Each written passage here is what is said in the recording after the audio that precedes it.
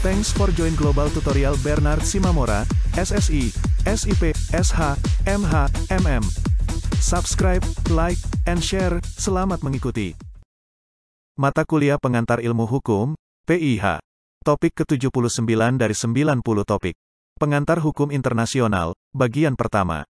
Pada dasarnya yang dimaksud hukum internasional dalam pembahasan ini adalah hukum internasional publik.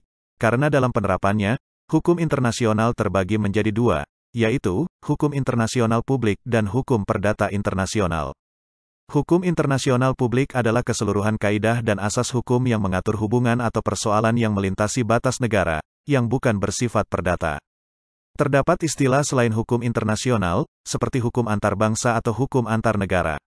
Selanjutnya, hukum bangsa-bangsa, Law of Nations, droit de gens, Volkerrecht, berasal dari istilah hukum Romawi, ius gentium, yang artinya kaidah dan asas hukum yang mengatur hubungan antara orang Romawi dengan orang bukan Romawi dan antara orang bukan Romawi satu sama lain.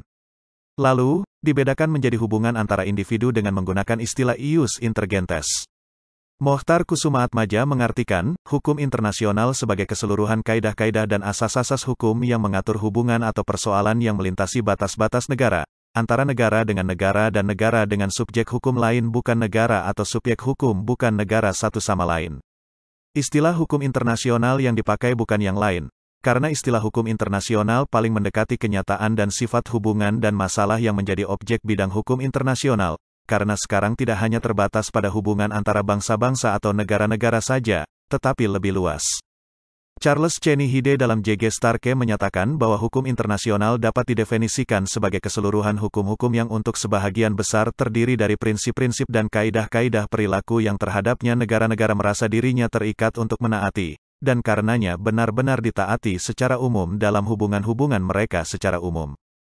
Jadi, subjek hukum internasional dapat diartikan sebagai negara, atau kesatuan-kesatuan bukan negara, yang dalam keadaan tertentu memiliki kemampuan untuk menjadi pendukung hak dan kewajiban berdasarkan hukum internasional. Hukum internasional mengikat secara hukum.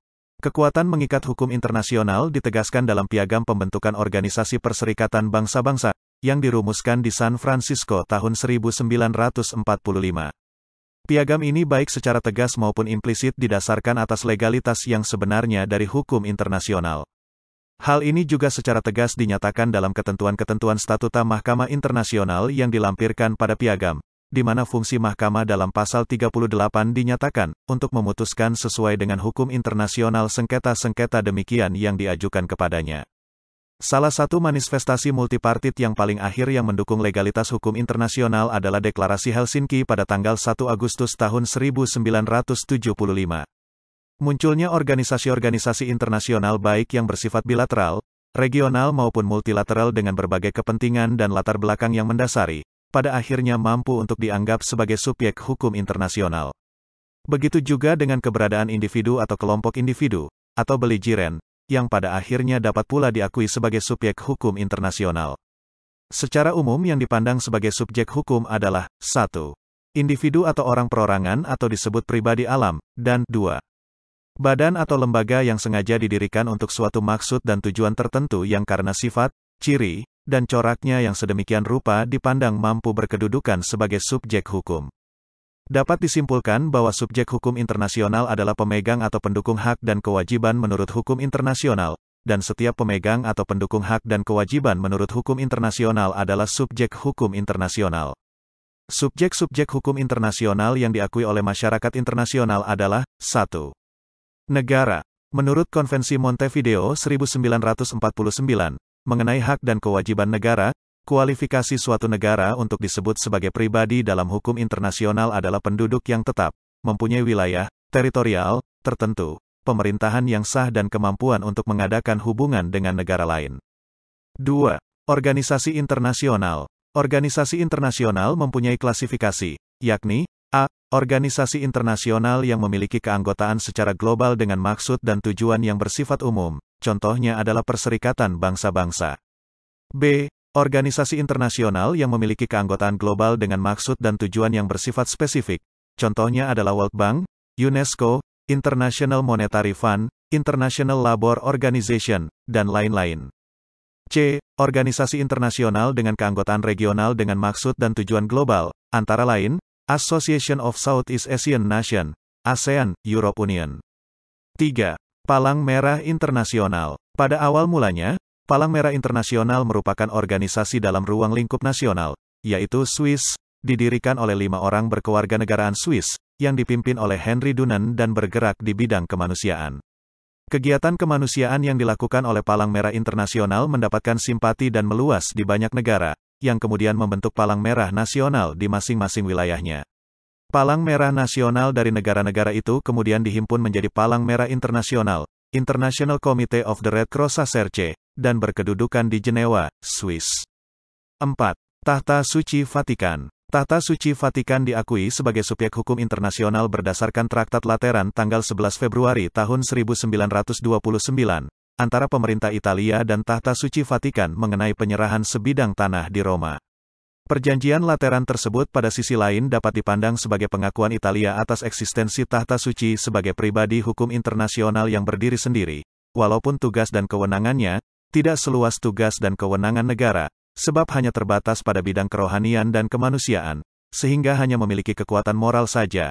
Namun wibawa Paus sebagai pemimpin tertinggi Tahta Suci dan umat Katolik sedunia, sudah diakui secara luas di seluruh dunia. 5.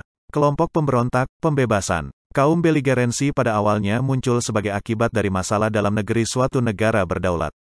Oleh karena itu, penyelesaian sepenuhnya merupakan urusan negara yang bersangkutan. Namun apabila pemberontakan tersebut bersenjata dan terus berkembang, seperti perang saudara dengan akibat-akibat di luar kemanusiaan, bahkan meluas ke negara-negara lain, maka salah satu sikap yang dapat diambil adalah mengakui eksistensi atau menerima kaum pemberontak sebagai pribadi yang berdiri sendiri, walaupun sikap ini akan dipandang sebagai tindakan tidak bersahabat oleh pemerintah negara tempat pemberontakan terjadi. Dengan pengakuan tersebut, berarti bahwa dari sudut pandang negara yang mengakuinya, kaum pemberontak menempati status sebagai pribadi atau subjek hukum internasional. 6. Individu. Lahirnya Deklarasi Universal tentang Hak Asasi Manusia, Universal Declaration of Human Rights, pada tanggal 10 Desember tahun 1948 diikuti dengan lahirnya beberapa konvensi-konvensi hak asasi manusia di berbagai kawasan, menyatakan individu adalah sebagai subjek hukum internasional yang mandiri. 7.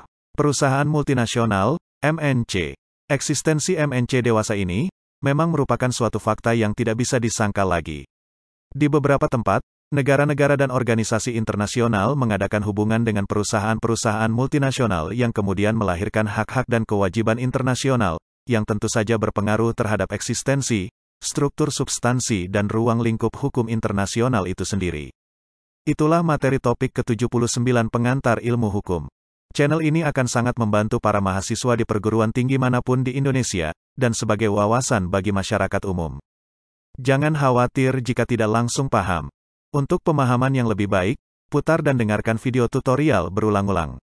Subscribe dan like, agar Anda mendapatkan update tutorial lainnya. Bagikan juga link video ini, agar teman lain juga mendapatkan manfaat channel ini. Sampai jumpa.